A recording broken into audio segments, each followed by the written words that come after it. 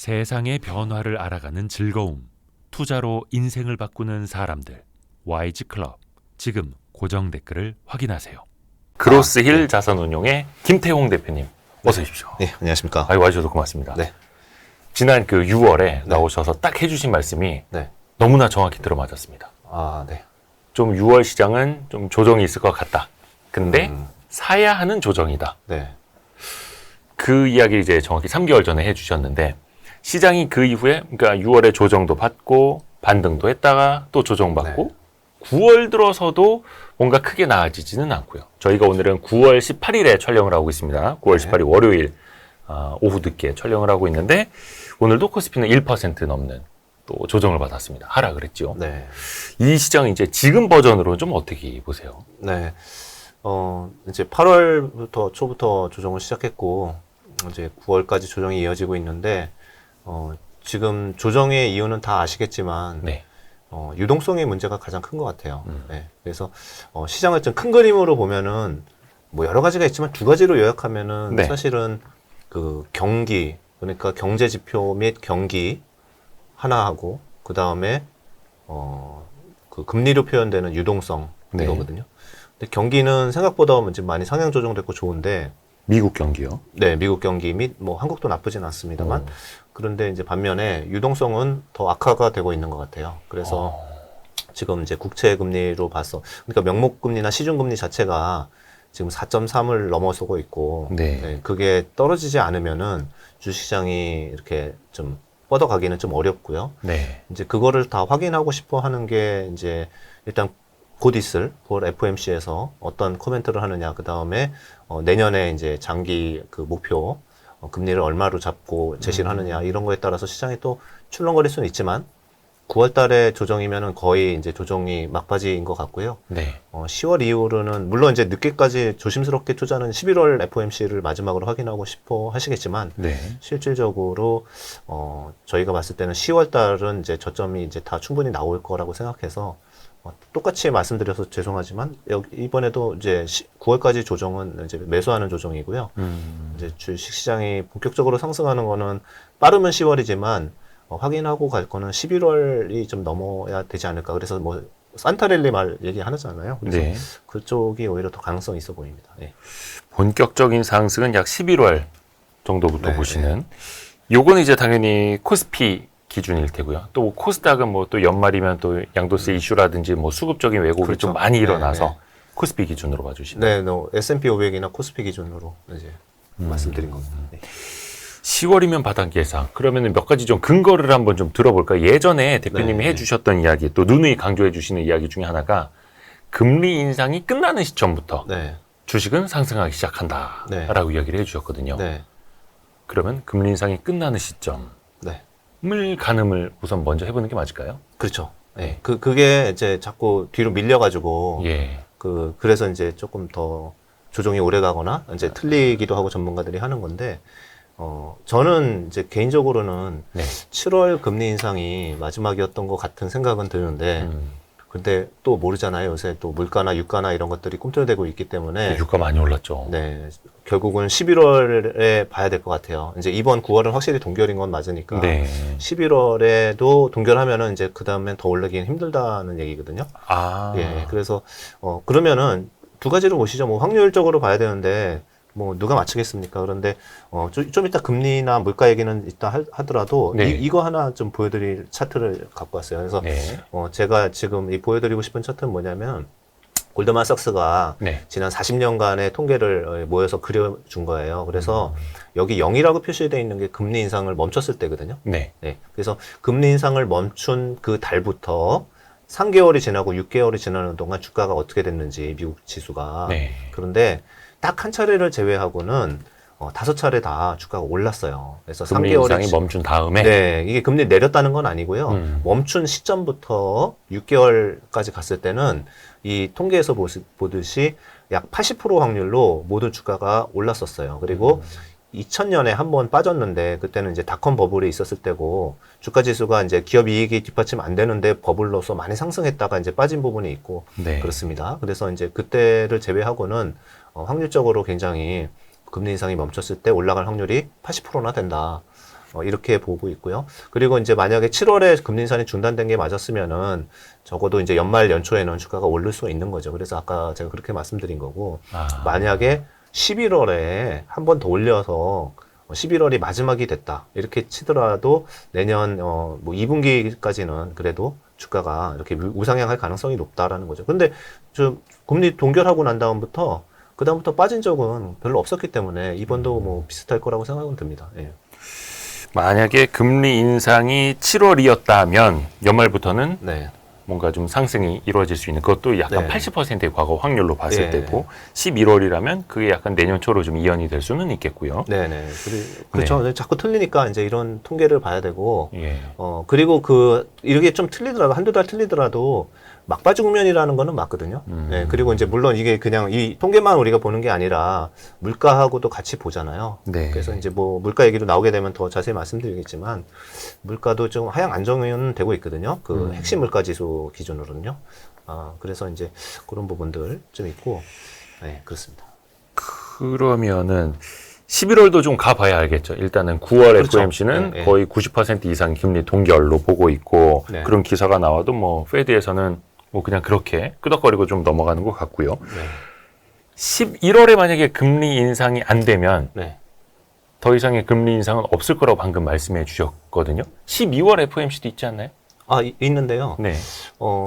지금 이제 물가 같은 경우는 이제 하향 코어 기준으로 보면은 이제 안정이 됐잖아요. 근원 물가 지수. 예, 근원 물가 기준으로. 그래서 지금 이제 4.3%, 4.3 이 정도 나왔는데 지금 작년 10월 달, 11월 달이 근원 물가 지수가 고점이었어요. 예. 그래서 이제 항상 전년 동기 대비로 이제 수익률, 이제 증가율을 보는데 네. 그렇게 봤을 때도 지금 아직까지는 하향 안정될 가능성이 높고요. 그 다음에 이제 제가 갖고 온 차트 한두 개만 더 보여드리면 지금 이게 물가 하향 안정에 대한 거는 뭐 저희가 어떻게 알겠습니까만은 전체적으로 앞으로 예측할 수 있는 항목들을 뽑아서 보면은 그래도 오르기 힘들겠다라는 걸 알 수 있을 것 같은데 일단은 이제 첫 번째로 보면은 여기에 주거비가 천천히 떨어지니까 쉘터라는 주거비를 제외한 슈퍼코어 인플레이션 많이 보잖아요. 네. 요거 보면은 빨간색 선인데 많이 떨어지고 있죠. 예, 떨어지고 있고 전년 동기 대비 증가율입니다. 그 다음에 더 중요한 거는 임금 상승률이 좀 둔화가 돼야 되는데 사실은 임금 상승률이 지금 계속 6% 정도 수준으로 계속 월급이 올라갔었거든요. 전년 동기 대비해서. 근데 그것도 지금 둔화되고 있습니다. 그래서 이쪽도 5% 밑으로 떨어지고 있어서 일단은 이러한 중요한 소비를 담당하는 이런 부분들이 좀 하향 안정이 되기 시작했다라는 부분이 하나 있고요.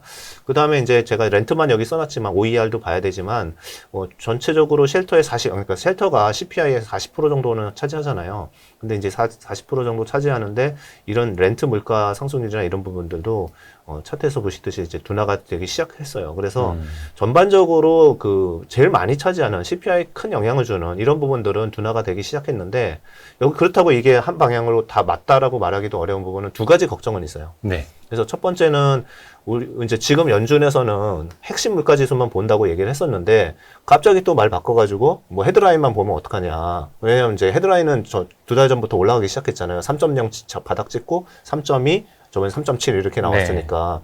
근데 상당 부분이 유가였거든요. 거의 절반이 에너지 인플레이션이었어요. 예. 그 상승률에.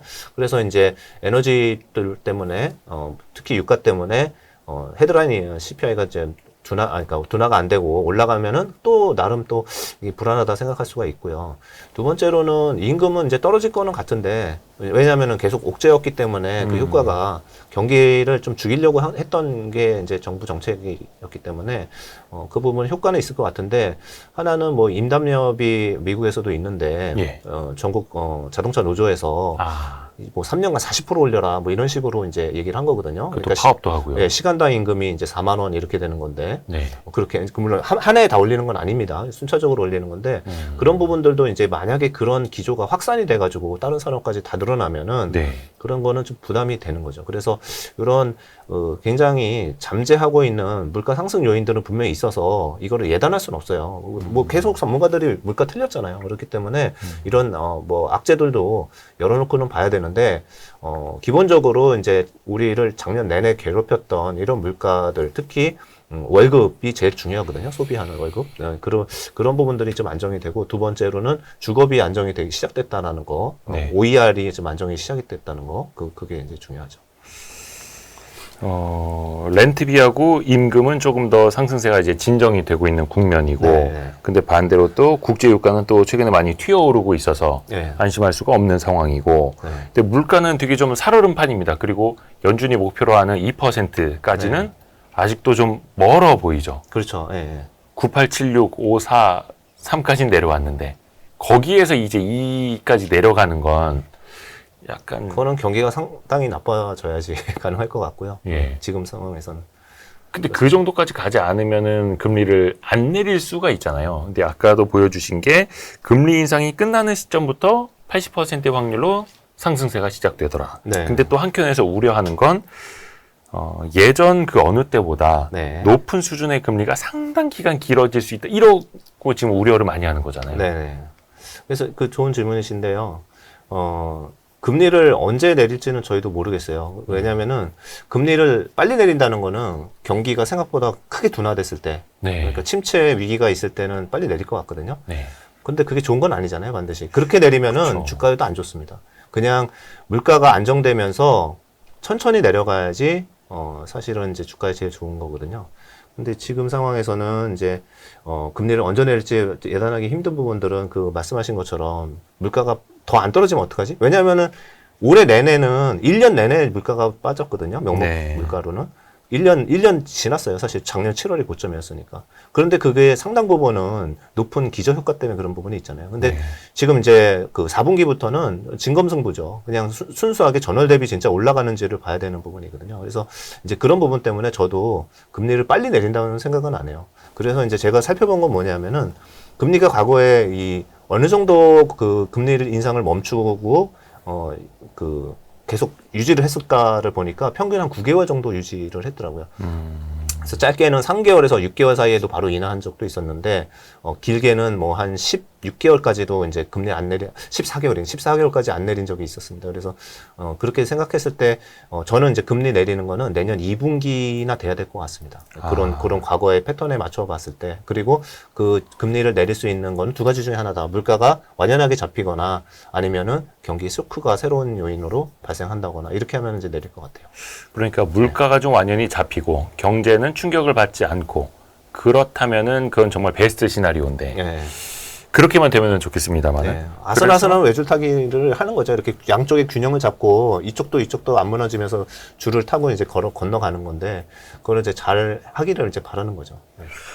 그래서 네. 고용 등 각종 미국의 경제 지표가 안 좋게 나오면은 금리 인하가 빨리 오지 않을까라고 하는 bad is good 장세가 좀 있었고. 네. 근데 그럼에도 불구하고 물가가 저렇게 내려가질 않고 있으면 네. 경제 지표가 안 좋게 나오는 걸 또 안 좋게 어쩔 수 없이 경제 안 좋아지는 상황에서도 금리는 계속해서 고금리가 이어질 것 같고 bad is bad 또 이런 장세가 또 이어질 수도 있고 그렇죠. 네. 약간 뭔가 경우의 수를 찾아가면서 베스트 시나리오가 나오도록 기다리는 것만 지금 능사일지 되게 좀 천수답이잖아요. 네. 매크로만 놓고 보면. 네. 그런데 이제 좀 좋은 부분도 있어요. 그러니까 매크로 네. 쪽을 좀 더 펀더멘탈 먼저 얘기를 좀 해보면은, 예. 경기는 지금 이제 계속 좋아지고 있는 건 맞아요. 그래서 일단은 양쪽의 균형에서 경기가 확 망가져서 금리를 내리는 일은 별로 없을 거는 같아요. 네. 서서히 둔화될 것 같은 게 일단은 세계 경기를 먼저 잠깐 보면은 네. 제가 화면 띄운 게 이제 자주 제가 보여드리는 OECD 경기 선행 지수인데 네. 이게 추세 지표라서 한번 돌면은 거의 20개월 이상 방향성이 있는 지표입니다. 네. 선행 지표예요. 그리고 네. 그런데 이제 이쪽이 동계 이제 1월 달부터 세계 기준으로 G20 기준으로 올라가기 시작했고요. 미국은 이제 4월부터 턴하기 시작했어요. 그러니까 4월부터 턴했으면은 뭐 후행을 6개월 뒤에 동행해가지고 경기가 본다 그러면은 연말 정도에는 미국 경기도 조금 더 나아지고 있는 게 맞거든요. 그리고 다른 나라, 특히 미국 외에 다른 나라도 굉장히 나쁠 것 같은데 오히려 이제 선행지수가 얘기해 주는 거로는 다른 국가들도 좀 괜찮아지고 있어요. 그리고 이따 중국 얘기도 잠깐 할 건데 중국이 네. 되게 안 좋다고 생각하잖아요. 근데 이상하게 이제 중국에 대해서 의견을 상향하고 있는 이런 모습들이 최근에 잡히기 시작해요. 그리고 생각보다 나쁘지 않다라는 지표들이 나오고 있어요. 네. 중국 이야기 나왔으니까 네. 중국 쪽 이야기로 그냥 바로 해볼게요. 네. 사실 중국 쪽 입장에서는 중국 입장이 아니구나. 중국의 경기 회복을 바라는 입장에서는 네. 올해 내내 기대했다가 실망하고 기대했다가 실망하고 했던 거잖아요. 네네. 하반기도 이제 또 많이 지나가고 있어서 뭐 연말부터 내년이라고 좀 뭐 어떻게 달라질 수 있는 포인트가 있을까요? 중국은 진짜 도깨비죠. 근데 제가 이제 그 전부터 생각했던 거는 아니 뭐죠? 물가가 제로인데 네. 왜 통화 정책을 저렇게 하지? 왜 확 안 내리지? 이런 생각을 계속 했었거든요. 그렇죠. 네, 그러더니 이제 최근에 이제 좀 본격적으로 내리기 시작하더라고요. 조금 금리도 낮추고 지준율도 내리고. 저번 주에 20bp 지준율 낮췄었고요. 예. 그리고 통화 정책도 지금 중국의 물가 수준이면은 통화 정책을 더 강하게 써도 됩니다. 물론 이제 재정 정책 쓸 여지는 별로 없죠. 이제 정부 부채가 많으니까. 그런데 통화 정책은 이제 좀 쓸 수 있는 여지가 충분히 있는 것 같고요. 그리고 이제 중국이 최근에 사실은 외국인 투자가 굉장히 많이 들어갔다가 돈이 이번에 이제 디벨로퍼들 문제가 생기면서 돈이 많이 빠져나가긴 했잖아요. 부동산 개발 업체들. 예. 네. 그런데 이제 이 부분들도 너무 과하게 빠졌다라는 얘기를 하고 있어요. 그래서 예. 저는 이제 저번 주에 보니까 이런 리포트가 나와서 좀 놀랐는데 JP 모건이 하반기에 네. 중국 GDP를 상향 조정했어요. 그래서 이게 처음 상향 조정한 거거든요. 다른 애들은 다 막 낮추고 있었는데. 아, 그래요? 네. 그래서, 지금 숫자로 보면은 GDP 3분기랑 4분기를 기존에 3분기를 4.1 받다가 5.3으로 올렸고요. 그 다음에 이제 4분기도 4.5 받다가 4.9로 하반기 GDP를 올리고 있어요. 그리고 두 번째는 아주 최근에 나온 중국의 이제 소비 지표랑 제조업 지수들이 약간 돌았어요. 그래서 오른쪽에 있는 차트인데 이런 거 보시면은 리테일 세일즈도 전년 동기 대비 이제 이렇게 올라서는 모습을 보여주고 있고요. 네. 산업 생산도 올라가고 있어요. 그래서 너무 중국을 나쁘게만 보는 거 아닌가 이런 생각도 하게 돼요. 그리고 거기다 이제 아까 말씀드린 것처럼 돈도 좀 풀었다고 말씀드렸잖아요. 네. 네. 그래서 이제 전반적으로 보면은 중국은 여태까지는 끌어내리는 이런 나쁜 역할을 했었는데 이제는 한국하고 좀 연관성이 있는 중국도 그렇게 나쁘진 않겠다. 중국이 돌아야 또는 이제 그렇죠. 이머징 마켓으로 돈이 들어와야 한국에도 들어오거든요. 근데 이제 이런 초기 움직임, 이런 초기 움직임 아주 초기죠. 그런 부분들은 이제 한 달 봤으니까 이렇게 네. 도는 거는. 그러니까 이게 약간 기조적으로 가고 정부 정책이 좋아지는 거는 확실해요. 정부 정책은 계속 제가 이제 골드만삭스의 티모시 모라고 아시아 수석 전략가 발표하는 그 회장 거기 갔었거든요. 가서 얘기를 들어보고 이제 했는데 마찬가지로 이제 중국을 좀 좋게 보고 있는 게 중국이 너무 싸다라는 얘기도 하고 있고요. 밸류가 싸졌다. 네, 밸류가 싸졌다. PR 12배다. 과거 평균보다 훨씬 낮다. 두 번째로는 돈이 그러니까 뭐 해외에서 자금들이 너무 많이 빠져나갔다. 왜냐하면 그 뉴스 때문에 부동산 안 좋은 뉴스 때문에 너무 많이 빠져나갔다. 이런 얘기들을 했었어요. 네. 그래서 전체적으로는 그리고 그분은 이제 한국에 대해서 이제 오버웨이스로 가져가는 분이거든요. 그래서 그런 얘기들이 이제 중국에 관련한 얘기입니다. 네. 그러니까 중국 경제에 대해서도 실망을 많이 했고 외국 자본들도 약간 좀 놀래서 튀어나간 것들도 없지 않아 있고 더 이상 실망을 좀 반복하지 않을지. 그러니까 지금 중국 경제에 대해서도 그렇고 중국 증시에 대해서도 그렇고 외국인 투자자들도 별로 그렇게 크게 기대감은 없는 것 같아가지고요. 네네. 그렇죠. 아무래도 저도 이제 계속 그러니까 우리가 중국을 여기서는 분석하는 게 신빙성이 떨어지기 때문에 신뢰도가. 그래서 해외 자료를 많이 봐요. 그래서 뭐 우연히 또 골드만 자료긴 하지만은 중국 리서치에서 했던 거는 이제 부동산 부실 때문에 정부가 삼각해야 할 자산이 상당히 있는데 은행 자산들이 이제 대부분이고요. 은행에서 이제 생각해야 될 게 디벨로퍼 쪽으로는 한 20조 위안 정도 되거든요. 그 중에서 네. 10% 생각하면 2조 위안이라고 이제 리포트에 써 있고 그렇게 되면은 2조 위안도 거의 뭐 380조 가까이 되죠. 그러니까 굉장히 큰 상각이 있어야 되는 건 맞는데 중요한 거는 그게 이제 거기서 중요한 포인트는 은행들이 그것 때문에 상각 때문에 은행이 망가지는지를 이제 조사를 했었는데 지금 현재 자본 가지고는 충분히 커버 가능하다라는 게 결론이었고 금융 시스템 위기로 가지 않는다라는 결론을 냈었던 거고요. 그리고 정부의 의지 자체도 중요하잖아요. 근데 정부가 순차적으로 빚을 이렇게 유예하면서 갚아나가는 이런 식의 모습을 낼 것 같아요. 그래서 미국은 완전 시장 자본주의잖아요. 그렇기 때문에 미국에서는 약간 이제 돈을 갚기 어려우면 합병시키거나 그렇죠. 예를 들면 리만처럼 이렇게 부도 처리를 하거나 이런 식으로 생각을 해버려서 시장 경제에 맡기는데 중국은 좀 이렇게 질서 있는 이러한 상각을 통해서 전체 시스템 위기로 번지지 않게끔 이렇게 관리하려는 정부 노력이 있는 것 같습니다. 그래서 중국의 부동산 개발 업체들 뭐 많이 문제가 되는 건 사실이지만 시스템 위기로까지는 가지 않을 것이다라고 네. 보시는 거고. 네. 근데 아까 잠깐 그 중국의 PER이 12배 네. 정도로 역사상 저점까지 내려왔다고 말씀해 주셨는데 이 부분에 대해서 또 의문을 갖는 분들은 네. 아니 중국 시장이 상당히 불투명하고 네. 데이터를 이거 믿네만의 말도 많은데 과연 중국 시장을 이렇게 밸류에이션으로 접근이 가능한 시장이냐라는 의문들도 있지 않습니까? 네. 그런데 그것도 같은 맥락에서 보면은 예. 그 전에도 못 믿었고 지금도 못 믿어서요. 똑같습니다. 거기서 더 좋아지는지 더 나빠지는지 그 전에도 속였고 지금도 속였고. 어차피 그래서, 좋을 때도 못 믿었고. 예, 그래서 그 변화가 더 중요한 거거든요. 예. 근데 이제 분명히 15배, 16배 있다가 슬슬 떨어져가지고 이제 떨어진 부분이 크고 그다음에 뭐 상해 지수나 뭐 전체적으로 은행이 차지하는 비중이 좀 크잖아요. 네. 중국은. 그래서 이제 은행 시스템 같은 경우는 뭐 이제 건설업체나 이런 것처럼 이렇게 크게 숫자를 조작하기는 좀 힘들기 때문에 그렇게 떨어졌다는 것 자체가 이제 중요한 것 같아요. 그렇다고 뭐 제가 여기서 중국을 뭐 굉장히 많이 사자 이런 뜻은 좀 아니에요. 사실 지켜볼 부분이 많은데 이렇게 중국의 미묘한 변화가 있는 것들이 네. 한국의 주식시장에도 영향을 주거든요. 그래서 예를 들면은 중국의 소비 관련주나 인프라 관련주들 철저하게 안 보고 있다가 갑자기 또 봐야 될 때도 있는 건데 그런 느낌이 좀씩 와요. 네. 그러면 실제로 좀 중국 관련주들도 좀 어떻게 주시를 하고 계세요? 네, 조금씩 이제 늘려보고 있어요. 네, 소외됐던 그런 주식들은. 근데 이제 중국 관련주라고 하는 것도 네. 경제 구조가 달라져서 그렇죠. 네. 많이 달라졌다고 하지 않습니까? 네. 소비도 그렇고 뭐 네. 석유와 특히 좀 많이 달라졌고. 그렇죠. 예, 예. 그래서 이제 한국에서 플레이할 수 있는 거는 네. 뭐 바로 이제 업종 얘기로 넘어갔는데 이제 잠깐 얘기 드리면은 뭐 제일 쉬운 거는 사실은 이제 중국 관광객이 이제 늘어난다, 단체 관광객들이 많이 들어온다라는 거잖아요. 예약만 봐도 알 수 있고 그래서 이미 주가가 좀 반영을 하고 있지만은 뭐 면세점, 네. 카지노 이런 부분들, 화장품 뭐 일부 예. 네. 그런 부분들이 있고 그 다음에 이제 다른 부분들은 중국에 직접 이제 인프라 투자나 이런 쪽 하는 쪽인데 네. 건설 기계나 이런 쪽 보잖아요. 네. 무슨 뭐 종목 얘기를 일부러 안 하려고 하다 보니까 이제 뭐 세 종목 정도 있잖아요. 무슨 코어 무슨 네네. 건설 기계 뭐 이런 건설 기계. 그렇게 붙는 회사들 있잖아요. 세 개 네. 정도. 예. 그리고 이제 미국에 하는 뭐 그런 회사도 있고 그런데 그런 회사들 보면은 조금 오른 것 같은데 많이 안 올랐어요. 연초 이후에 한 20% 정도 올랐고 그 다음에 밸류를 보시면은 막 우리가 이제 막 후공정 반도체나 2차 전지 보면은 막 50, 60 이렇게 익숙하지만은 네. 걔는 10배가 안 돼요. 예, 제가 며칠 전에도 봤는데 상대적으로 이들 인프라 관련주들이 PR 6배예요. 6배요? 예. 6배에서 7배 사이에 다 있어요. 예. 근데 이제 수준은 좀 늘어나는 게 보이니까. 물론 송배전은 이제 더 확신은 높지만은 송배전은 이제 그래도 PR이 좀 어느 정도 좀 있어서 많이 올라. PR이 한 10배 정도 되죠. 내년 기준으로 송배전. 송배전 관련주들. 네. 근데 10배인데 성장률이 뭐 30%씩 나오고 있어서 이익이.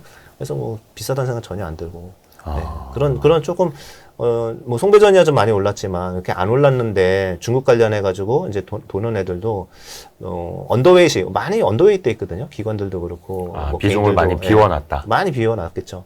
이제 그런 것들도 연말에 가면은 이렇게 순환마 차원에서 좀 좋아질 수도 있죠. 그러면 조금 더 구체적인 전략으로 한번 좀 넘어가 볼게요. 네.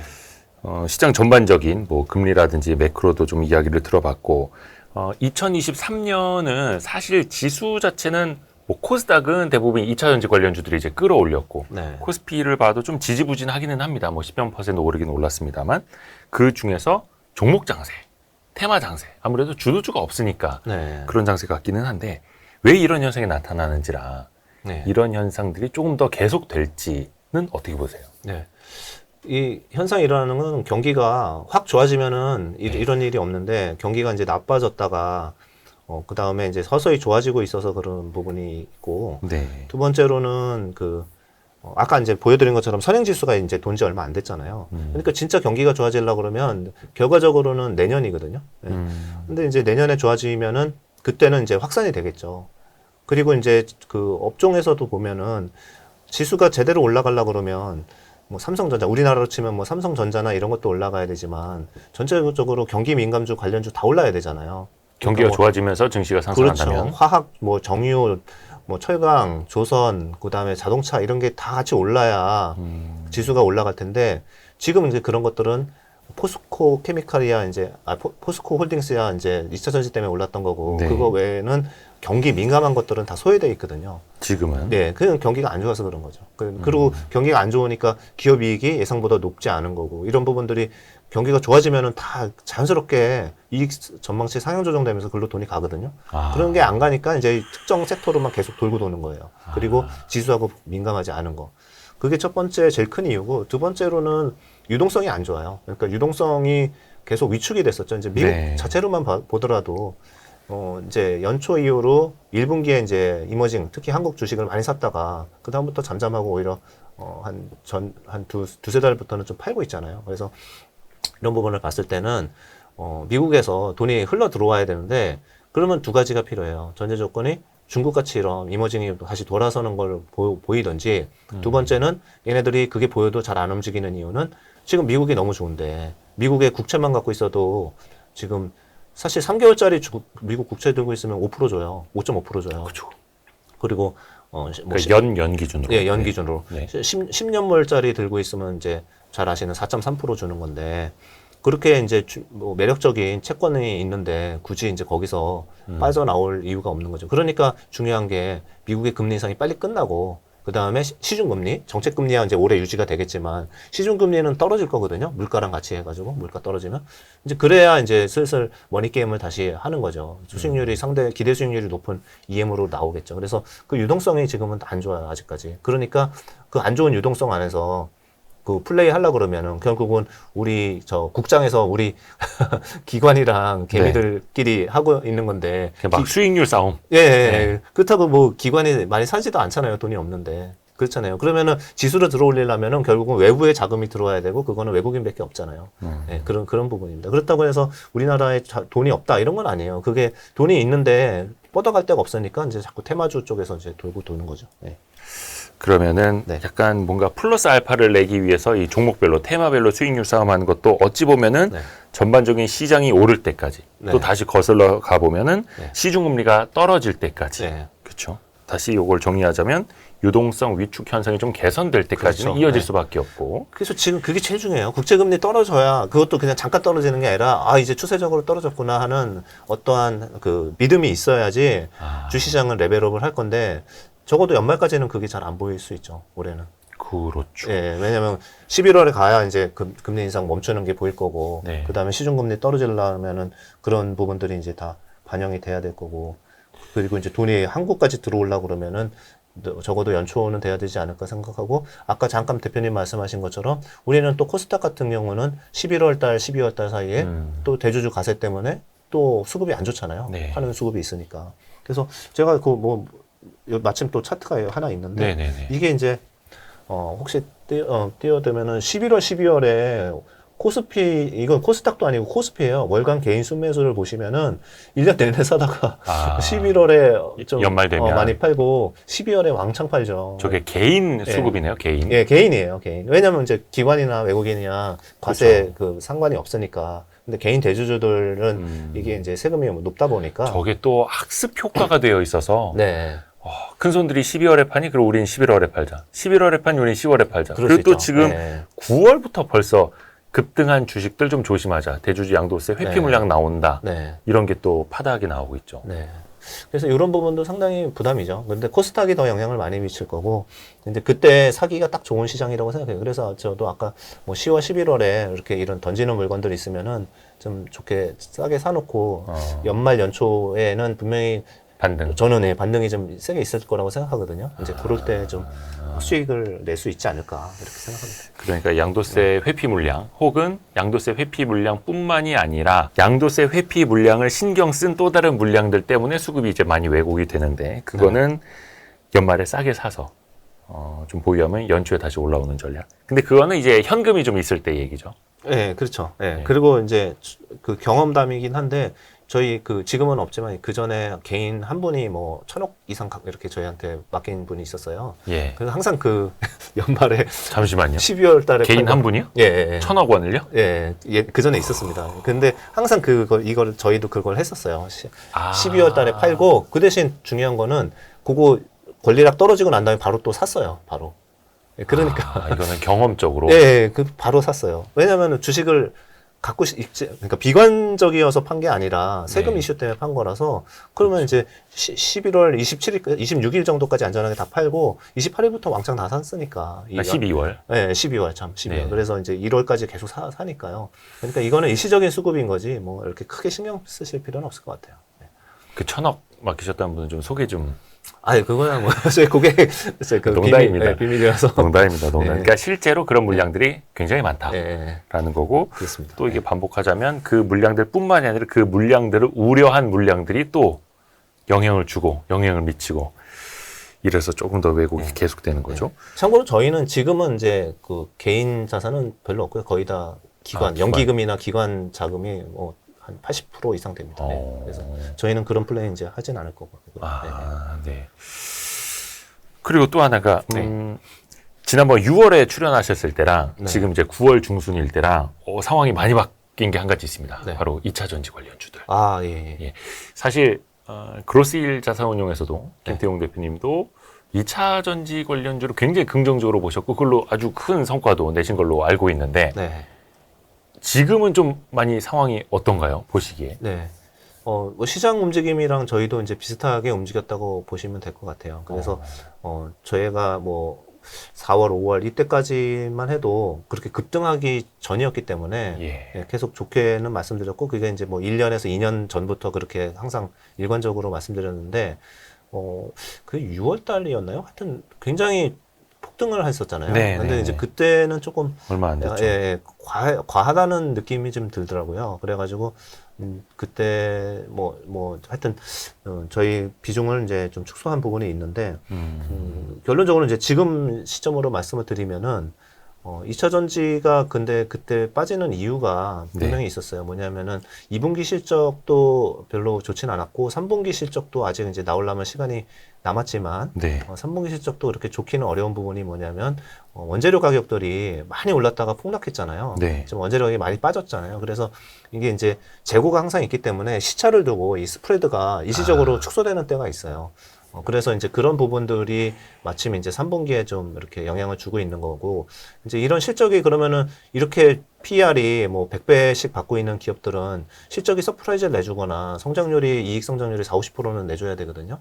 성장률 자체가. 그렇죠. 근데 이제 오히려 어닝 미스를 하고 이렇게 되니까, 그런 부분 때문에 이제 좀 비중 축소가 있었던 거고, 두 번째는 그거보다는 이제 밸류가 너무 비싸다고 생각한 많은 투자가 이제 초기 투자가들이 이제 빠져나갔던 부분도 있는 것 같아요. 그래서 이 두 가지가 있는데 중요한 거는 그런 것 같아요. 그러니까 그러면은 4분기 실적은 어떠냐라고 또 볼 거거든요. 근데 4분기 실적은 좀 회복이 될 거라고 저희는 생각하고 있고요. 왜냐면은 오히려 낮아진 이제 원재료 가격들만큼 가격도 이제 충분히 빠졌기 때문에 스프레드가 다시 이제 좀 좋아질 수도 있는 거고, 그 다음에 사실 오더가 더 나올 수도 있는 거고요. 뭐 장담할 수는 없지만. 그래서 이런 부분들을 다 같이 감안해 보면은 주가가 주도주였는데 그게 6개월 이상 쉬면은 그건 주도주 탈락이에요. 그런데 저희는 그렇게 생각하지는 않는 게 지금 뭐 증설 여건이나 이런 거를 봤을 때는 2025년까지는 그래도 성장률이 되게 높게 나오는 건 유지가 되거든요. 그래서 네. 다시 연말 연초부터는 또 2차 전지가 관심사가 갑자기 될 것 같아요. 그러니까 연말이 되면은 4분기 실적에 대해서 이제 슬슬 얘기가 나올 거잖아요. 네. 생각보다 좋을 수 있거든요. 뭐 잘은 모르겠지만. 근데 3분기가 어쨌든 이제 그런 이익에서는 모멘텀은 제일 바닥인 것 같고, 그래서 한 연말 정도나 또는 수급이 제대로 살아나는 연초 정도, 이 정도는 다시 아마 보는 투자가들이 많아질 것 같아요. 그리고 하나 걱정인 건 뭐냐면은 중국의 LFP가 네. 이제 생각보다 CATL이 만드는 LFP의 성능이 많이 따라와서 그러니까 3원계 거의 효율성으로는 한 90%까지는 이제 올라오는 LFP 배터리들이 자꾸 개발이 돼서 나온다고 얘기를 하고 있어서 이제 그런 부분들에서 이 채용에 있어가지고 우리 게 더 안 늘어나고, 뭐 미국이 정책이 좀 바뀌면서 뭐 중국의 CALB나 CATL이나 뭐 에버 것도 좀 쓸 수 있게 몇 개 회사가 한다. 이렇게 되면은 좀 약간 굴곡이 있을 수 있어요. 그런 거는 조금 이제 리스크도 분명히 없진 않습니다. 그냥 옛날 같으면은 혼자 그냥 100kg 혼자 질주했는데 지금은 이제 경쟁자들이 너무 치고 올라오는 부분들도 분명히 영향이 있긴 합니다. 네. 그렇죠. 어느 산업이든 경쟁이 없을 수가 없죠. 또 네. 성장 산업이라고 그게 없을 수가 없는 거고, 그리고 약간 좀 3분기 원재료 스프레드가 좀 악화되면서 실적이 좀 안 좋아질 것, 그리고 4분기부터는 좀 개선이 되는지 또 지켜봐야 되고 또 연말 연초쯤엔 또 어떤 전망들 왜냐면 이게 어느 산업이든 그렇습니다만 외생 변수들이 굉장히 빠르게 변하잖아요. 그렇죠. 중국, 미국 뭐 정책적으로도 그렇고 뭐 합자 회사들의 미국 진출 여부도 그렇고 변수가 굉장히 많더라고요. 네. 그렇죠. 그렇지만은 이게 저희는 이제 뭐 1, 2년 투자하는 게 아니라 길게 보고 이렇게 특히 2차 전지 양극재 같은 경우는 길게 보고 투자할 수 있는 산업인데 한 내년 언제쯤 다시 또 많이 올라갈 거라고 생각은 해요. 절대 끝나지 않았다고 생각하고 그래서 이제 뭐 이제 고점에 물리신 분들은 물론 이제 조금 힘든 시기가 있겠지만 이제 마음이 너무 급하면 안 됩니다. 그래서 왜냐면 이제 지금 포스코 케미칼이 제가 늘 이 말씀을 드리는데 포스코 퓨처엠이죠. 퓨처엠이 지금 올해 매출 예상이 5.5조 원 정도 돼요. 네. 근데 이제 지금 수주 잔고를 갖고 있는 게 100조 원이 넘거든요.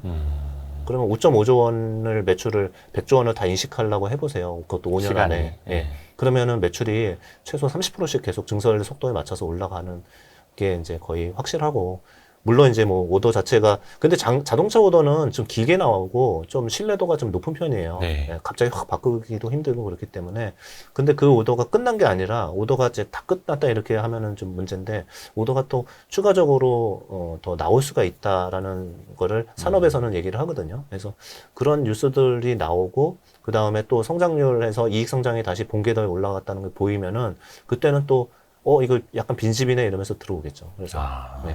하다못해 지금 뭐 인버스 ETF까지 나왔잖아요. 2차 그렇죠. 예. 예. 그런 거는 이제 약간 시그널이죠. 예를 들면 시그널이요? 예, 메타버스 ETF 막 난리치다가 메타버스 ETF 나온 다음에 뭐 3개월 못 가가지고 메타버스 관련주 다 빠졌거든요.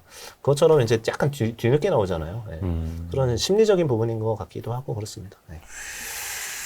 근데 2차전지 관련주들은 끝나지 않았다. 6개월 넘게 쉬면은 그때부터는 근데 반대로 보면은 대장주는 탈락인데 네. 대장주에서 탈락될 가능성은 좀 낮다. 낮게 네. 보시는 거고 네. 이거는 길게 봐야 된다. 길게 봐야 됩니다. 네. 그리고 뭐 투자를 위한 투자에서도 이제 이 책에서 지적을 해주셨습니다만은 사실 주가라는 거는 성장률의 함수다. 그렇죠. 네. 밸류에이션은 성장률의 기울기에 네. 비례한다라는 말씀 많이 해주시는데 그러면 거기에서 봤을 때도 2차전지 관련주들은 뭐라 해야 될까? 좀 이렇게 상처를 받기에는 아직 이르다라고 이해를 해도 될까요? 그렇죠. 예. 그러니까 이제 뭐 예를 들어서 뭐 이 구간에서 저 끝까지 가는데 뭐 시속 100km로 가야 되는데 네. 예. 뭐 구간 단속 구간이라고 칠게요. 그래서 100km의 구간 단속 구간으로 가야 되는데 갑자기 이게 길이 앞으로 뻥 뚫려 있다고 생각해가지고 200km로 좀 잠깐 달린 거거든요. 올해 2분기, 3분기 동안에.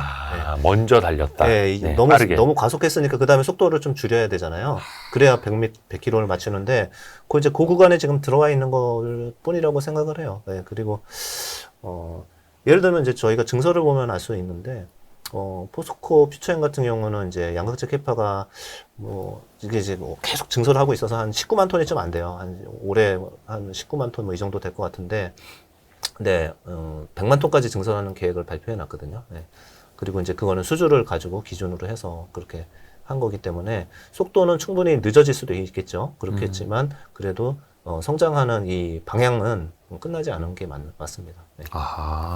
야, 구간 단속이라는 표현이 너무나 멋진 것 같습니다. 그죠? 네, 갑자기 뭐 그런 생각도 들어서. 과속 구간 단속 구간이라고. 네, 야, 그러니까 당연히 시간 대비 과속을 했다면 네. 저 끝에 가서는 조금 천천히 달려야 되고 네. 또 그 이후에 네, 그 다음에 또 보고 달리면 되니까요. 네. 그거는 그만큼의 또 성장률이 다시 나올 수 있는지를 또 그때 가서 봐야 되는 거죠. 네. 그렇습니다. 그래서 사실 우리는 기업을 굉장히 좀 좋게 봅니다만 기업들은 다들 경쟁력 있고 성장하는 산업에 대해서는 좀 의심의 여지가 없습니다만 주식으로 투자를 하는 거니까요. 수단은 네. 주식이 되니까 네, 네. 그 주식이 얼마나 이제 평가가 또 먼저 됐는지도 같이 봐야 되는 거고요. 그렇죠. 네, 네. 멋진 표현이셨습니다. 감사합니다. 제가 어디 가서 써먹겠습니다. 근데 아까 그 인버스 ETF 잠깐 이야기를 해주셨는데 요거 가지고 논쟁도 많고 또 이걸 또 이용하시려는 분들도 많고 물론 이제 생각이 다른 사람들이 모이니까 시장이 형성이 되는 거기는 그렇죠. 한데 네. 이거는 일종의 시그널이 된다라는 정도로. 근데 이것 때문에 네. 수급 자체가 더 좀 안 좋아지거나 펀더멘털에 영향을 주지는 않겠죠. 이건 수급이니까. 네, 근데 그래도 주가에 좀 영향을 미칠 수는 있잖아요. 충분히 그럴 수 있죠. 많은 사람들이 많이 또 그걸 사고, 그 사는 이유를 뭐 중국 배터리 때문에 산다 이렇게 하면은 뭐 말은 되니까 뭐 스토리텔링 해서 그럴 수는 있는데 차라리 그렇게 운영하는 건 저는 위험하다 생각하고 이런 수급은 있을 것 같아요. 예를 들면은 이제 그게 2차 전지에 많은 기업들이 다 들어가 있잖아요. 네. 근데 그 중에서 정말 좋은 2차 전지가 있다고 생각하면은 네. 예를 들어 뭐 양극재만 해도 한 4개 회사가 있는데 그 중에 나는 이게 제일 좋다라고 생각하면은 그거는 매수하고 나머지는 인버스 사서 같은 비율로 매치하면은 그 산업이 좀 나빠져도 이 기업이 아웃퍼폼 하는 것만큼 먹을 수 있으니까 뭐 기관들은 그런 전략을 뭐 쓸 수도 있죠. 그렇지만은 이게 이제 2차 전지는 이제 죽어야 돼 뭐 이 정도의 그게는 이제 주가도 좀 어느 정도 빠졌고 기간적으로는 물론 시간이 좀 남은 거는 같습니다. 왜냐면은 아까도 말씀드린 것처럼 3분기 실적 다 나오고 하려고 그러면은 10월 넘어가야 되고 이러니까 뭐 그런 이제 부분들은 있지만 좀 상당 부분 이제 시간적으로 반영을 했다 이런 생각은 듭니다. 약간 과속을 해서 먼저 반영이 됐다. 네, 그러니까 네, 조금 더 시간을 두고 지켜봐야 된다라는 좀 거고. 연말 정도는 뭐 사도 될 것 같아요. 네. 아, 연말? 네. 이게 또 명쾌하게 또 이야기까지. 이게 왜냐면 또 2차 전지 관련주를 투자를 못했거나 아니면 일찍 파셨거나 이런 분들 입장에서는 또 어떻게 보면 기회가 다시 올 수도 있는 거여가지고. 그렇죠. 네. 이게 또 끝난 산업이 또 아니기 때문에. 네. 혹시 2023년도 벌써 이제 9월도 꺾였습니다. 몇 달 안 남았어요. 그렇죠? 네. 지금 현재 시점에서 봤을 때 포트폴리오 내에서 이 섹터가 없으면 안 된다라는 걸 좀 꼽아주실 수 있을까요? 그러니까 지금은 이제 올해도만 해도 주도주가 여러 차례 바뀌긴 했는데 지금까지 아직 이제 저는 살아있고 좀 더 여지가 충분하다고 생각하는 거는 반도체죠, 물론. 반도체. 네. 그리고 반도체는 전공정은 못 오르고 후공정이 많이 오르긴 했는데 AI용 반도체 때문에. 근데 그것도 지금 오른 기간을 세보니까 3개월 정도 됐어요. 그리고 지금 이제 조정하는 중이에요. 네. 근데 큰 패러다임이 바뀌고 기술적인 변화가 생겼고 AI 반도체를 지금 이제 거의 좀 오더 밀려 있는 게 1년 이상 밀려 있거든요. 네. 근데 이제 이것들을 가격 올리면서 계속 생산해 내려고 그러면은 이 산업 사이클이 쉽게 끝나지가 않아요. 근데 주가가 이제 3개월, 4개월 오른 거고 하고 끝나지는 않거든요. 2차 전지도 올랐다가 뭐 작년에도 올랐다가 빠졌다 하면서 계속 갔잖아요. 네. 그것처럼 그런 후공정은 AI용 반도체는 이제 계속 올라갈 것 같고요. 그다음에 조금 속도가 생각보다 훨씬 느린 부분들은 그냥 반도체잖아요. 그러니까 네. D램 중에서 스마트폰용, 뭐 PC용 이런 쪽 서버용 일부 이런 것들은 회복이 너무 느려가지고 이제 탈인데 오히려 감산을 좀 많이 하고 있어가지고 이쪽도 뭐 저희의 분석이 아니라 오히려 해외 리서치 분석들에서는 감산 효과가 이제 나올 거라는 얘기들은 하고 있어요. 그리고 뭐 아까도 말씀드린 것처럼 중국이 조금 소비도 늘어나고 이래야 스마트폰 교체를 하고 이럴 텐데 그래서 이제 약간의 레피셜이에요. 그런데 내년에는 저는 조금 가전이나 이런 수요가 좀 약간 좋아질 수 있다는 생각은 하는 게 뭐냐면은 가전이요? 네, 가전이 이제 스마트폰 포함한 겁니다. PC랑 PC 스마트폰 이런 게 그래야 반도체가 오르잖아요. 근데 뭐냐면은 굉장히 큰 규모로 교체 수요가 일어났던 게 2020년이에요. 왜냐면은 코로나 팬데믹 때문에 재택근무 하면서 PC 없던 사람 또 뭐 태블릿 없던 사람들도 다 하나씩 사가지고 뭐 재택근무를 했었기 때문에 그때 엄청난 수요가 있었고 그게 지금 4년 차, 내년이면 4년 차 들어가거든요. 네. 그러면은 뭐 윈도우 11도 나왔고 이래서 서서히 이렇게 바꿔가는 교체 수요. 스마트폰도 막 4년, 5년 썼거든요. 근데 이제 그런 것도 조금씩 나올 것 같아요. 그래서 지금보다는 수요가 나쁘진 않을 거다. 특히 중국은 이제 지금 3년째 마이너스 먹고 있는데 그것도 이제 더 나빠지기는 힘들다 이런 생각이 들고 그리고 이제 그런 수요가 조금만 좋아지는데 감산을 확 해놨어요. 그러면은 이제 반도체 가격이 이제 조금 오르기 시작했거든요. 이제 조금 이제 막 꼬리 들락말락 하고 있는데 뭐 이제 그러면 어떻게 보면 시작이죠. 6개월 정도는 반도체 주식이 못 올라서 그렇지 좀 안전할 수도 있다는 생각은 듭니다. 네. 못 올라서 그렇지 안전할 수 있다. 오히려 가격적인 측면에서 보면 비싸게 사는 게 아니니까. 네. 그렇죠. 그래서 이제 반도체 위주로 지금 먼저 하나 말씀드렸고 또 이제 다른 섹터는 이제 막 움직이기 시작을 했는데 물론 이제 로봇주도 많이 오르고 뭐 다 올랐잖아요. 그런데 이제 뭐 그다음에 의료기기, 미용기기, 뭐 화장품 다 많이 올랐는데 요즘 다들 급하게 빠르게 올라요. 예, 그런 거는 제가 이제 빼놓고 얘기하겠습니다. 이미 많이 반영된 것들은 조금 추세가 어느 정도까지 갈 수 있을지 몰라서 뭐 나쁘다는 게 아니라 몰라서 제가 이제 말씀을 드리기가 좀 그런 것 같고, 그 이제 소외된 거에서는 아까 말씀드린 것처럼 지금 인프라 관련 투자하는 것들, 뭐 건설기계 장비나 이런 쪽도 나쁘지 않아요. 중국이 지금 재미없어서 그런데 서서히 미국에서는 되게 좋거든요. 미국에서 오더 나오는 거 보면은 사실 역대급으로 나오고 있어요. 미국 오더는. 근데 이것도 잠깐 이제 말씀드릴 부분이 있는데 차트 한번 볼까요? 이게 종목 얘기하다가 뭐 차트 봐서 그런데 아직 제가 여기 이겁니다. 네, 미국 제조업 건설 투자. 네, 이게 뭐냐면은 미국의 이제 정부가 IRA를 한지 지금 1년이 막 지났거든요. 네, 1년 네, 한 2개월 지났는데 그때 그 두 가지를 했었죠. 그래서 반도체 법안 칩스 액트랑 IRA를 해고서 그 이후로 이제 정부가 얼마만큼 재정 정책을 쏟아부었는지 이거를 차트로 보여드리는 거예요. 근데 우리가 알기로는 통화 정책은 QT 해가지고 다 흡수하고 정부는 돈만 흡수하는 줄 알았지만은 네. 사실상 그 미국의 정부는 타겟 해가지고 IRA 관련하는 산업에다가는 돈을 쏟아붓고 있었어요. 그래서 지금 이제 이게 4월 말 기준인데 6개월간만 해서도 1,000억 불 이상이 증가했어요. 평소보다. 그래서 2,000억 불을 쏟아부었는데 그러면 거의 뭐 300조 원이잖아요. 그런 부분이고 중요한 거는 여기서 타겟해서 들어간 산업이 다 전기전자, 컴퓨터 이런 쪽이에요. 그러니까 전력, 그 다음에 인프라, 전기전자 이러니까 다 딱 맞죠. IRA 법안이 딱 맞는 거죠. 이제 이렇게 했는데 이 공장이 지금 지어지고 있는 거죠. 네. 여기 차트 오른쪽 거 보셔도 이제 4월 달까지 투자가 2배로 늘었다는 건데 이러니까 정부가 부채 한도에 부딪히는 거예요. 여기다가 쏟아 부어주니까. 네. 그래서 미국 채권 계속 더 발행하니까 국채금리 떨어지고 이런 건데 하여튼 중요한 거는 섹터로 넘어갈게요. 섹터로 넘어가면은 얘네들이 이제 투자가 되는 동안에 계속 건설 기계 장비, 배전, 송배전 설비 다 들어가겠죠. 그리고 풍력 타워 짓고 해상 풍력을 2배로 늘리고 있거든요. 3년간 동안에. 이런 게 하면은 결국은 해상 풍력에서 돌아서 전기를 뽑아다가 결국은 수요처까지 공장까지 이렇게 송배전을 해야 되잖아요. 그러니까 이제 그런 송배전 굉장히 큰 장비들이 계속 수요가 나오는 거고요. 그리고 두 번째는 뭐 직관적으로 생각해도 뭐 테슬라의 슈퍼차저 같이런 그 충전 인프라 이런 것들을 계속 쓰고 있고 또 늘리고 있고 그 다음에 빅3 회사인 자동차 회사들도 이쪽을 같이 쓰겠다 이러는 거잖아요. 그러니까 이렇게 뭐 자동차 충전하려고 그래도 결국은 송배전이 계속 돼야 되는데 이게 되게 노후화되어 있는 거죠. 그러니까 결과적으로는 그거를 이제 전선 깔고 뭐 배전 설비 넣고 이렇게 하면서 실제 이게 뇌피셜이 아니에요. 왜냐면은 그런 회사들의 뭐 현대나 뭐 효성이나 이런 회사들한테 물어보면은 실제 수주 잔고가 두 배씩 늘었어요. 그러니까 이제 그런 회사들이 이익으로 다 연결이 되겠죠.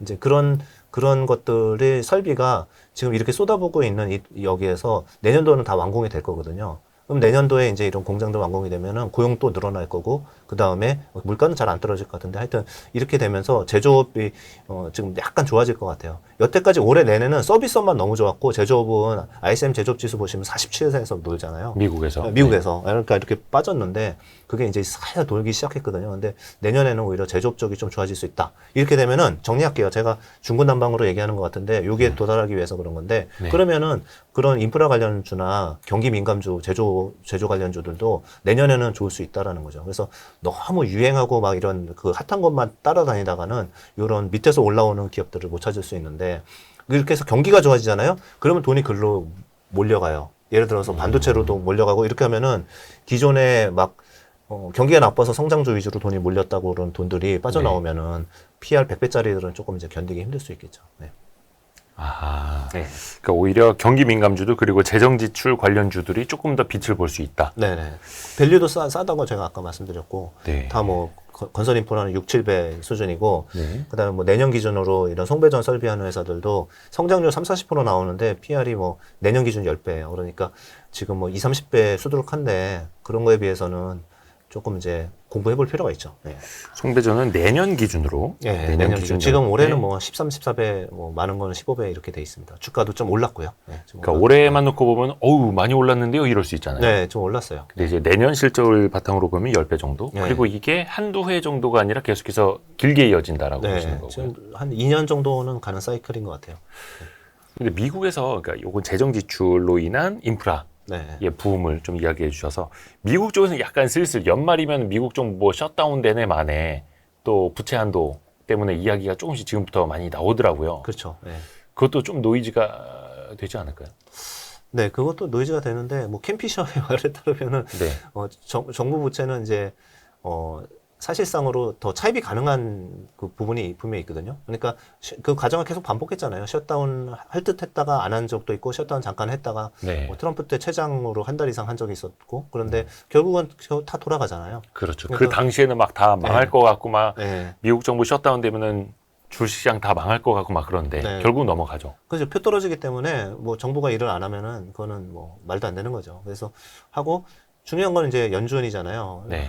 연준이고 통화 정책을 쓰는 것인데 거기는 이제 기축 통화이기 때문에 충분한 이유로 이제 뭐 아껴서 잘 하겠지만 충분한 이유 물가를 자극하지 않는 정도의 수준에서는 또 발권력을 동원할 수도 있다는 생각도 듭니다. 근데 지금 아직은 QT 사이클이고요.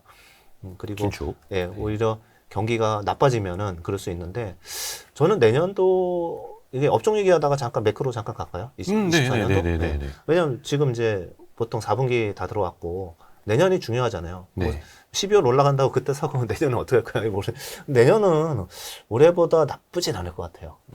근데 이제 그 이유가 이제 두 가지인데, 첫 번째로는 아까 경기 많이 말씀드리면서 경기들이 뭐 둔화되는 소비는 둔화되는 것 같지만 제조나 이런 쪽은 살아나고 중국 조금씩 살아나면서 전반적인 경기가 그렇게 나쁠 것 같지 않거든요. 선행 지수들도 좀 돌고 있고 그래서 그거 하나 있는데 그거는 그때 가봐야 알아요. 그렇지만은 뭐 이런 느낌은 있죠. 두 번째로는 내년에 대선이 있잖아요, 미국이. 네.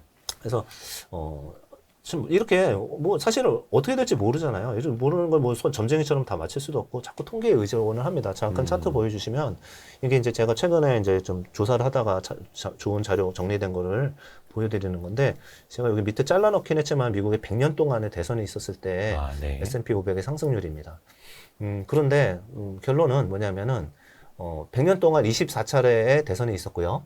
그 11월 달에 있죠. 근데 그 해에 20차례 올랐어요. 대선이 있는 해. 예, 내년에. 그러니까 네. 내년에 오르는 거고, 네. 확률도 되게 높아요. 83%. 어, 그죠? 이제 20년 포함해서 그렇고요. 그래서 공화당이 가능성이 있고, 뭐 트럼프가 가능성이 있는데, 어쨌든 그건 모르겠고, 그거 만약에 공화당이 되면 평균 15% 올랐고요. 네. 그냥 일반적으로는 평균 11% 정도 올랐다라는 게 이제 통계입니다. 근데 뭐, 아니, 내년에 또 다를 수도 있지. 그럴 수 있습니다. 그런데, 그러니까 우리가 자꾸 요것만 보는 게 아니라, 자꾸 교집합을 만들어 나가는 거잖아요. 근데 제가 아까 보여드린 제일 첫 번째, 금리 떨어지면 주가 올른다, 이렇게 말씀드리면서, 이제 그때도 보여드렸던 게 뭐냐면, 정책금리 멈췄을 때, 3개월, 6개월 후에 어떻게 되냐. 보여드렸잖아요. 네. 그거랑 두 개로 교집합을 해보죠, 그러면. 아. 그때도 80% 확률이었어요. 예. 그렇죠? 그러면은 내년 예를 들어서 이제 11월에 동결이 끝났다. 거의 뭐 막바지잖아요, 어쨌든. 11월에 동결이 끝났다라고 그러면은 그것도 또 내년에 딱 걸치잖아요. 아하. 내년 2, 3분기에 딱 걸치잖아요. 그러니까 주가는 오를 확률이 떨어질 확률보다는 좀 많이 높다. 저는 이제 그렇게 좀 생각을 하고 있습니다. 그러니까 대선이는 해도 네. 그렇고 아까 금리 인상 종결 이후에 네. 주시장 흐름도 그렇고 자꾸 여러 가지 데이터를 가지고 교집합을 만들어 보면서 그걸 찾아내는 네. 역시 이제 주식 투자는 이제 확률 싸움, 네. 예, 확률에 베팅하는 것이기 때문에 네, 기본적으로 불확실한 세상에 살고 있기 때문에 이제 그렇게 하고 그리고 이제 요거 화면을 마지막으로 한번 네. 제가 내년에 전망을 좀 뭐 해봤는데 네네. 이게 이제 유동성이 풀렸을 때랑 유동성으로 인해서 경기가 좋아지고 그 다음에 다시 유동성 흡수할 때의 사이클을 네. 제가 간단하게 그려놓은 거예요. 그래서 여기서 잠깐 뭐 화면 잘 보이시는 분 따라오면은 2020년은 팬데믹 때문에 돈을 엄청나게 풀었잖아요. 네. 그래서 이제 경기는 안 좋고 기업이 작살났는데도 신고가가 바로 나버리면서 돈의 힘으로. 유동성 장세였죠. 네. 그리고 이제 21년부터는 실적 장세였어요. 그래서 실질적으로 경기가 좋아졌고 실적이 막 좋아졌어요. 그 풀린 돈의 힘으로 인해 가지고. 네. 그러다가 이제 물가가 압력이 오면서 못 버티니까 돈을 오히려 흡수하는 역금융 장세가 나온 거죠. 네. 그러니까 이제 1년 내내 거의 이제 빠졌던 거죠. 미국 네. 기준으로도 그렇고. 네. 이제 그런데 이런 부분들이 실적에 어떻게 영향을 미쳤냐면은 미국 기준으로 우리나라 기준으로 올해 이익이 30% 정도 빠지고요. 거의 네. 35% 정도 빠지고요. 미국 기준으로는 한 원래 성장률 6, 7% 정도 성장하던 이 기업이익이 올해 플랫이에요. 그냥 안 올라요. 예. 네. 그런데 이제 내년에는 어떻게 되냐. 이제 여기서부터 중요한 거죠. 내년에는 역질적 장사가 거의 끝날 것 같아요. 그리고 내년에는 지금 S&P 500 기준으로는 미국이 한 12% 정도 이익이 올라가는 걸로 컨센서스가 돼 있어요. 네. 너무 높죠. 네, 그래서 낮춰질 거는 같은데 어쨌든 올해는 이익 증가가 없다가 내년에는 늘어나는 걸로들 보고 있는 거죠. 기업 실적조차도. 그래서 그런 부분도 있고 저는 내년 상반기는 조금 뭐 이렇게 범피한 것 같아요. 이렇게 예측이 안 되고 이제 좀 왔다 갔다 할 것 같은데 하반기부터는 제가 2분기에 금리 인하 및 시중 금리가 떨어지면서 금융 장세가 될 것 같아요. 유동성 장세 다시 말하면. 다시 네. 금융 장세가 올 수 있다. 그렇죠. 금리 이제 내리겠죠. 내년에 하반기 정도 되면. 네, 그래서 이런 세 가지를 합쳐볼게요. 아까 그 보여드린 뭐 대선도 있었고 금리 멈추고의 그런 부분도 있었고 이런데 이런 것들을 다 이렇게 종합해 보면은 상반기까지는 잘 모르겠지만 내년에 하반기까지 포함하면은 올해보다 나쁘지는 않을 것 같아요. 네, 결론은. 그리고 이제 거기에 어떤 업종이 주도를 할 거냐라는 거를 얘기하다가 일로 잠깐 빠졌는데 그러면은 이렇게 경기가 좋아질 때는 경기 민감주, 경기 관련주들도 너무 소외시켜 놓으면 안 된다. 네. 오히려 테마주들이 피해를 볼 수도 있다. 이렇게 이제 보는 거죠. 약간 그 올해 초 들어서 뭐 코스피 2300까지 갔다 2600까지 반등을 하는 장세에서 잠깐 이야기 나왔던 게 다시 금융 장세 같다. 네. 왜냐하면 금리 인상도 어느 정도 끝난 것 같다. 막 네. 물가도 많이 막 이제 진정이 되고 있었고 네. 그러면서 진정이 되다가 이게 좀 뜸하네. 다시 국채금리 오르고 그러면서 아직 역금융 장세가 끝나질 않았구나. 근데 아직도 기업들의 실적은 역실적 장세로 나오고 있고 근데 그 역금융과 역실적 장세 어느 정도 마무리 국면으로 그렇죠. 보시는 거고 내년에는 예. 금융 장세와 예. 실적 장세가 순차적으로 올 수 있다라고 볼 수도 보시나요? 있죠. 예. 그러면 올해보다는 여건이 나은 것 같아요. 특히 올해보다는. 유동성 측면에서는. 그렇죠. 예, 금리가 너무 작년부터, 높아서 지금은 작년 그리고 올해까지는 계속해서 예. 금리를 엄청나게 올리는 예. 빨아들이는 장세였고 예. 내년은 그게 어느 정도 마무리되는 어떻게 보면 이제 약간의 시간의 문제일 수도 있는 그렇죠. 예. 그래서 더더욱이 경기 민감주를 주시해야 된다. 그렇죠.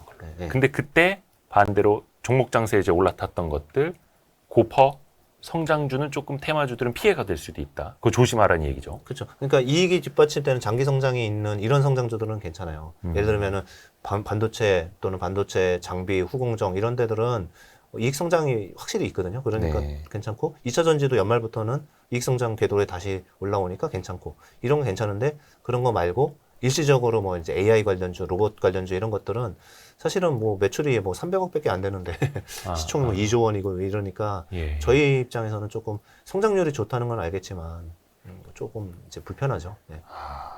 그러니까 내년에는 경기 민감주를 주시하고 실적이 나오지 않는 테마 위주로 올라갔던 것들은 특히나 조심하자. 네. 오. 실적이 되는 건 괜찮다. 그렇죠, 그렇죠, 네. 그렇죠. 구덴 베드로 확실하게 꼽아주셨네요. 네. 또 하나 여쭤볼게. 그 올해 네. 조금 이렇게 불탔던 네. 조선 방산 엔터, 네. 미용기기도 그렇고 특히 자동차는 상반기까지 그랬고 네. 한참 막 좋은 전망과 많이 올라갔다가 조정을 받는 것들이 있습니다. 물론 이거는 각각의 전망을 좀 따로 좀 봐야겠습니다만 네. 다시 좀 반등을 할 수 있는 것과 다시 반등이 좀 쉽지 않은 것들을 네. 좀 한번 가름마를 좀 부탁드릴 수 있을까요? 좀 어려운 네. 질문이긴 한데. 저희가 이제 좀 그래도 이렇게 신뢰도가 높고 낮은 거 차이잖아요. 네. 근데 좀 높은 부분은 엔터는 신뢰도가 아직은 좀 살아 있습니다. 살아 있고 주가가 좀 많이 오르기도 했지만 최근에 좀 쉬었잖아요. 그리고 뭐 BTS 군대 가면은 이익이 감익하고 뭐 부러질 것처럼 얘기했는데 다 증익했거든요. 그렇죠. 네, 그리고 요새 뭐 세븐틴이 됐건 뭐 그 새로 앨범이 나오면은 막 레코드 300만 장 뭐 돌파하고 뭐 이런 모습들이 보여요. 그런데 이제 4분기가 단기적으로 보면 4분기가 컴백이 많아요. 네, 그래서 주요 뭐 예를 들어 YG도 새로 뭐 베이비 몬스터도 나오고 뭐 네. 여러 가지 있고 또 연말에 가면은 JYP나 이런 쪽에서 아이브나 이런 쪽에서 신경 썼던 아이돌들이 이제 순차적으로 데뷔를 하는데 글로벌 프로젝트였죠. 그래서 요 부분이 좀 재미있는 것 같아요. 이거는 된다 안 된다를 판단하기는 좀 어려운데 여태까지는 아시안 위주로 그러니까 한국, 일본, 뭐 태국 정도의 멋진 뮤지션들을 이제 훈련해서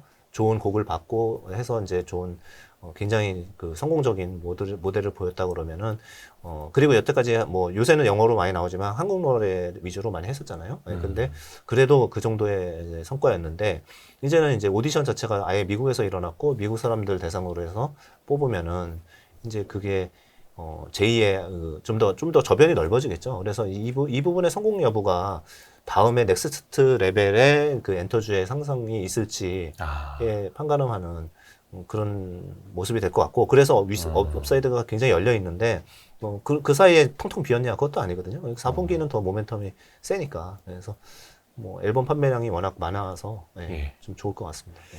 그리고 이제 나머지 이제 좀 섹터 얘기할게요. 그 다음에 조선은 좋은데 이제 수주 잔고 거의 꽉 찼거든요. 좋은데 네, 네. 운임들, 그러니까 이 조선사한테 배를 발주하는 회사들은 결국은 해운사들인데, 해운사들한테 운임은 좀 되게 불리한 상황이죠. 안 좋죠. 그런 상황이기 때문에 이게 큰 산업의 큰 트렌드로 살아있다, 뭐 그렇게 말하기는 좀 어려운 것 같아요.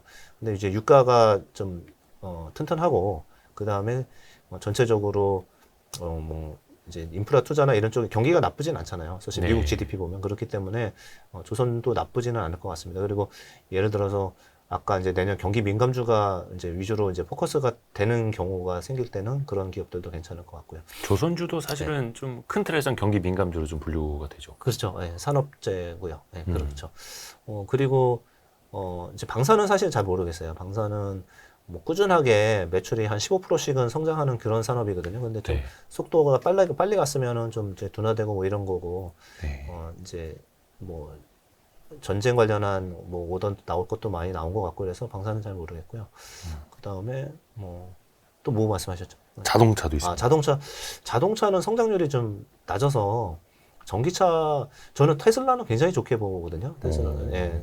근데 테슬라 같은 경우는 뭐 성장 외에도 그 FSD라는 그 자율주행 모듈이 있잖아요. 그래서 그 자율주행 모듈을, 사실 이제 테슬라는 계속 말씀드리는 게 이제 플랫폼 회사기 때문에 네. 차를 많이 파는 것도 뭐 중요한데, 차 뭐 가격 낮췄다 올렸다 많이 팔았다 이거 가지고 주가가 흔들거리는데, 그거는 이제 뭐 그냥 가는 과정이고, 결과적으로는 우리가 슈퍼차저를 포드 GM한테 다 오픈했듯이 그거 다 거기다 팔아먹을 거잖아요. 네. FSD 거기 그만큼 따라가는 애가 없으니까. 그래서 그거 팔 때 얼마에 팔겠어요? 그냥 우리가 한 대당 다운받는데 1,500만 원인데, 뭐 가격 낮췄어도 한국 돈 1,500만 원인데, 그거를 이제 전 세계 자동차 회사들한테 선별적으로 판다고 생각해 보시면, 이 지금 시가총액이 새로운 패러다임이 바뀝니다. 그게 이제 당장은 아니고 한 뭐 2, 3년이 걸쳐서 이제 이런 모습이 나오겠죠. 그래서 그런 자동차 회사들이 시가총액을 먹어버릴 거예요. 그래서 이제 전기차 비중이, 회사 비중이 높지 않은 회사들은 이제 그런 쪽에서 불리한데,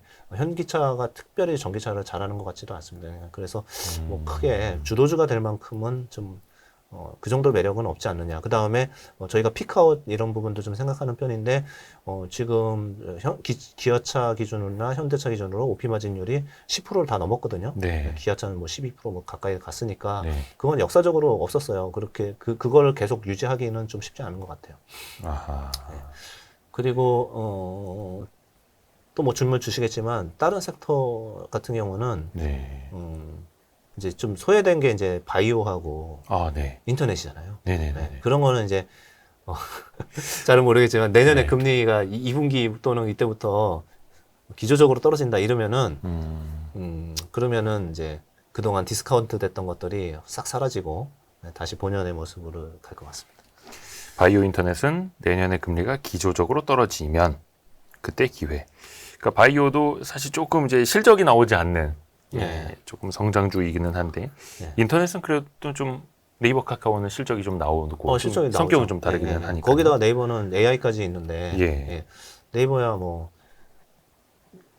저희 60% 이제 빠진 이유는 너무 고평가받다가 이제 빠졌던 거고요. 네. 그리고 실적이 마이너스 간 적이 없어요. 그러니까 그쵸. 작년도 그냥 늘고는 있어요. 이익은 플랫이었고 올해는 또 늘고 있어요. 그리고 이제 그럼 뭐 너가 금리 내년에 빠질지 어떻게 하냐 그러면은 제 의견은 듣지 마시고 곧 내일 모레 FOMC 하잖아요. 거기 차트 한번 다시 보여주시면은 FOMC 하는데 이거 이제 좀 뭐 밑에 제가 빨간 박스 쳐놨는데 이게 금리 예측이거든요. 그런데 이제 뭐 밑에 걸 보시면 되는데 올해 말은 5.6을 보고 있는데 내년 말은 4.6을 보고 있잖아요. 네. 연준의 점도표의 평균이 아니라 중간값입니다. 예. 그러니까 1% 정도 떨어지는 걸로 보고 있어요. 연준 위원조차도. 근데 이게 이제 내일 모레 나오겠죠. 그래서 약간 더 올라갈 수도 수정해서. 있고 한데 네.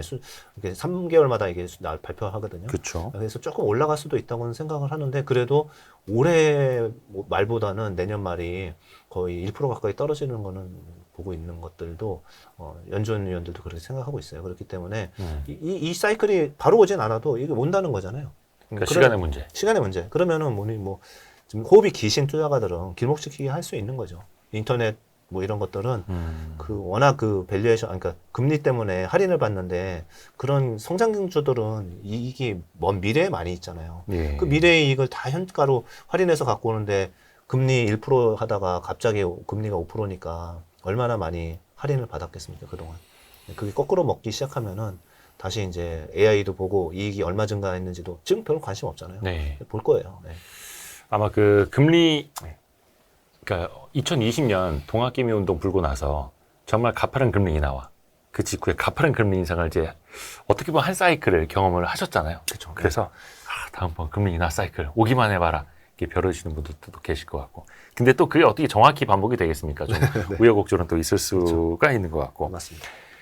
김태용 대표님이 벌써 1시간 넘게 이야기를 해주셨는데 오늘 제가 체감하기에 평소보다 말씀이 굉장히 빠르시더라고요. 아, 그런가요? 나는 원래 좀 빠른 편입니다. 네. 다른 일정이 있으시죠? 네. 아, 예, 그래서 그 사람 괜찮습니다. 또 이제 다른 일정 때문에 가셔야 되는데 마지막으로 네. 어떻게 보면은 이제 벌써 찬바람이 붑니다. 네. 23년 되게 빠르게 지나간 것 같기도 하고 특히 올해 수익률 굉장히 많이 내신 분들도 있고 어떻게 보면 이제 배터리가 없어서 시장 수익률도 못 따라가신 분들도 있고 그런 분들한테 네. 올해 농사 이제 4분기도 남았으니까 이렇게 좀 마무리를 하셨으면 좋겠다. 네. 어차피 이제 김태용 대표님은 연말에 또 나와주실 거기 때문에 네. 그 전까지의 당부 말씀 네. 부탁드립니다. 그렇죠. 이게 이제 참 어려워요. 시장 네. 얘기도 하고 섹터 얘기도 하는데 저희도 많이 실수하고 틀리기도 하고 이제 놓치는 섹터들도 있고 주도 중에 그렇거든요. 근데 이제 저희는 하는 게 아침에 출근해가지고 네. 저녁 때까지 애널리스트 저희 한 7명 있거든요. 다 내보내가지고 기업들 방문시키고 조사하고 해서 모아서 아침에 회의하고 그 결과 하고 뉴스 다 실시간으로 보다가 따라가면서 하는 거잖아요. 네. 근데 개인분들이 이걸 과연 하실 수 있을까요? 못 하시죠. 똑같이 하기 힘들죠. 아, 안 그 되죠. 절대 못 합니다. 네. 그래서 그런데 저희조차도 이렇게 실수를 하니까 뭐 사실 뭐 ETF나 펀드 가입하시는 게 제일 편하신 네. 거긴 해요. 간접 투자도. 예, 간접 투자가 그렇지만은 그래도 직접 투자했을 때 크게 잘 투자하시면은 수익률이 훨씬 좋기 때문에 그 매력도는 그 매력이 굉장히 높은 거죠. 그래서 그 대신 이렇게 잔잔한 뉴스에는 흔들리지 말고 크게 투자하면 되거든요. 네. 그래서 저는 저희 회사도 좀 잘한다고 생각하는 거는 큰 사이클이 들어올 때 아주 초기는 못 잡아요. 그런데 3개월 늦게 잡아도 보통 사이클 들어오면은 4배, 5배 올라가거든요. 네. 그래서 그런 것들을 놓치지 않는 약간 호흡이 긴 투자를 하면 되고, 그러면은 뒤에는 그게 이익이 따라오는, 근데 뭐 이익 늘어나는 거라 투자하라는 말은 다 하죠. 근데 그거를 어떻게 알아요? 그거 쉽게 뭐 핑계 대는 거지. 그렇지 말고, 이런 뉴스들을 보고 이제 정리 잘 하면 될 것 같아요. 수주도 발표하고, 증설도 발표하고, 그 다음에 뭐 기사 보니까 완판했다더라, 이런 기사들이 뜨거든요. 네. 그런 거 봤을 때 반드시 공시 찾아보시고, 좀 공부를 하긴 해야 돼요. 그래서, 예를 들어서 매출액 대비 수주가 30% 이상인 거, 뭐 이런 것들은 의미가 굉장히 있거든요. 네. 그러면 그걸 받아다가 증설을 하는 뉴스를 발표를 하잖아요. 네. 장비 회사들이나 뭐 그런 IT 회사, 뭐 하여튼 기계도 그렇고 그런 것들은 회사의 매출이 증설이 끝나는 순간 계단식으로 올라가는 이벤트를 갖고 있는데 그때 가면 기업 이익이 당연히 늘어나겠죠. 네. 네. 그래서 그 대신 완전 경쟁 시장에서는 안 그렇습니다. 한 3-4개 업체가 가점하는 데에서 그런 현상이 발생했을 때 그 확률이 굉장히 높거든요. 그래서 그런 쪽을 좀 리서치하고 그게 맞다고 트렌드 하면은 그때 초기에 사가지고 좀 버티시면 된다라는 약간 호흡 긴 투자를 하셨으면 좋겠습니다. 그래서 기업이익은 후행적이라서 잘 모르기 때문에 이런 부분들을 알게 되면은 그렇고요. 이게 꼭 어렵지도 않아요. 신문 열심히 봐도 되고요. 네. 또 이런 유튜브에서 전문가들이 계속 얘기해 주는데 그 중에 감이 오는 게 있거든요. 근데 그렇게 보면은 옛날에 화장품도 뭐 5배에서 10배씩 올랐고, 그리고 셀트리온 같이럼 바이오시밀러 하는 것들도 계속 기사 나오고 하는데 뭐 5배 올랐고요.